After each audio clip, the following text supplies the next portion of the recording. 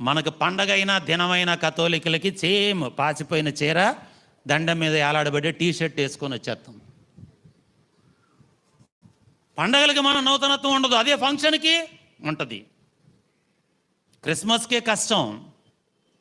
ఊరి పండగ అంటే ఊరి పండగ ఏదో ఒకటి అయిపోయిద్దిలే. పునీత జోజప్ప గారికి మనం ఇచ్చే గౌరవం అన్నిటికీ ఖర్చు చేసి తగలెడతాం, కానీ పండుగకి పాచిపోయిన బట్టలతోటే వచ్చేస్తాం. కొంతమంది చేశారంట, థ్యాంక్స్.